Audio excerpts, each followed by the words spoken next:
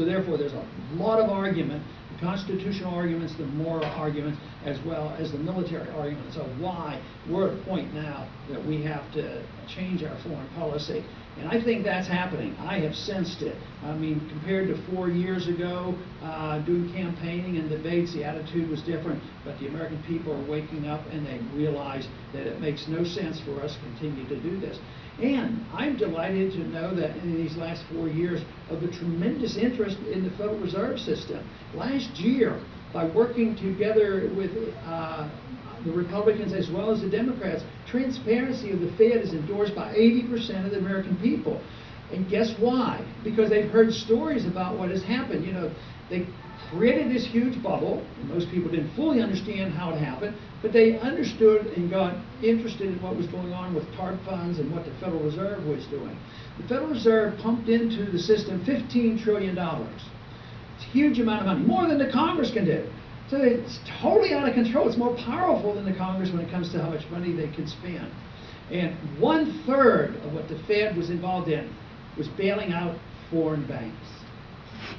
I mean, just think of that, $5 trillion of that. And then what happens when you start thinking about who did they bail out of here at home? Did they bail you out?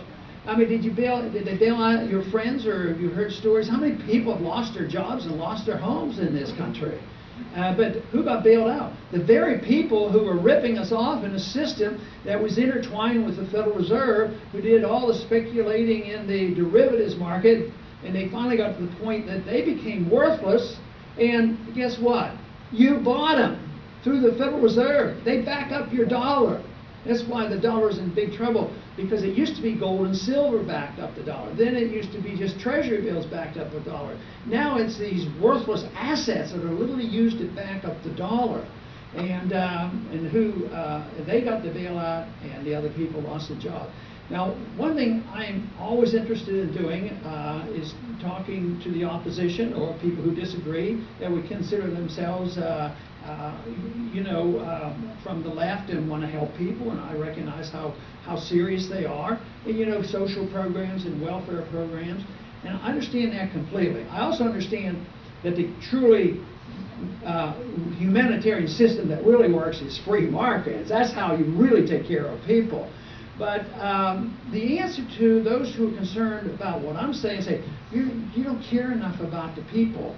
Well, I tell you what we have here, can they be caring about the people? What about a program based on Federal Reserve inflation plus affirmative action programs that everybody gets a house, no down payments, and they can borrow against it, and then the bubble bursts, they lose their job and they lose their houses?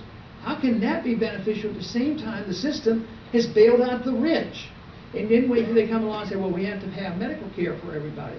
Well, both Republican and Democratic leadership have followed the same path, and that is to keep building more government involvement. Have the corporations, the insurance companies, and the drug companies, the health management companies, they are the ones who are in between the doctor and the patient. So all those monies, plus the bureaucrats in Washington, that's where all the money goes, and that's why it's so expensive, and then it interferes. Of course, my strong objection to that when practicing was the fact that it interfered with my decision making, and therefore I wouldn't participate in it, because I think good medicine is a doctor-patient relationship. But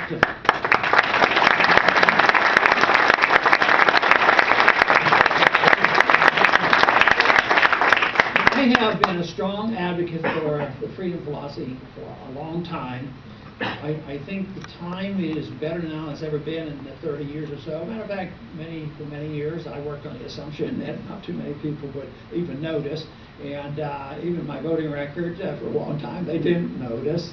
But now people do. They say, he's taking these stands, and sometimes even voted by myself 434 to 1, to show that there was a certain position to take when it comes to these issues.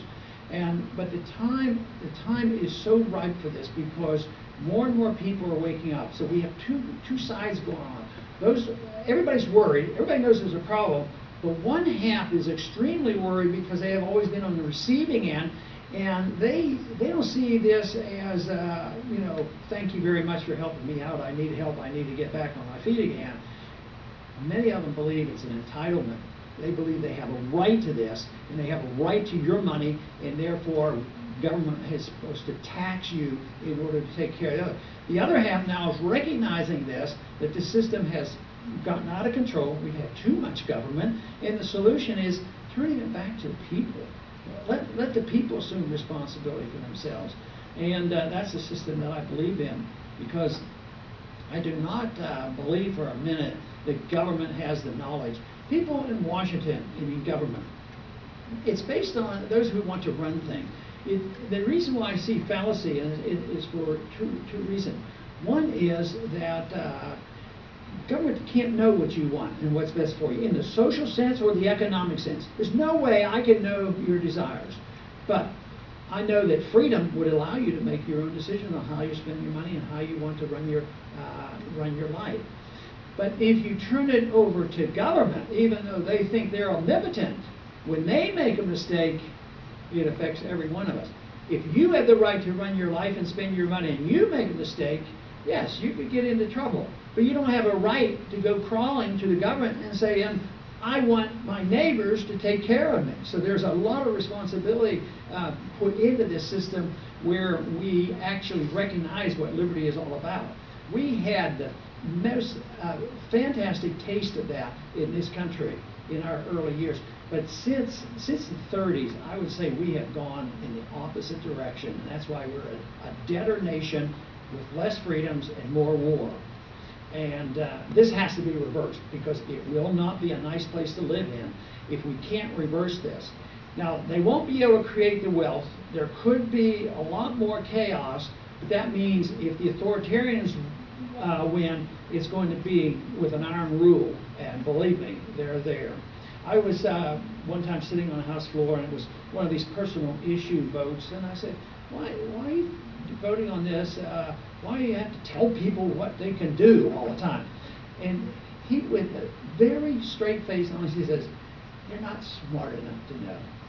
And I thought, isn't that a disaster? Sure, somebody might make a mistake, but what happens when that guy makes the mistake? You know, and believe me, there are plenty of mistakes. The whole concept of central economic planning is a big mistake, and that's why it has to be challenged. So I am a strong believer in our Constitution. Change it when we have to, but I'm a strong believer that free markets work.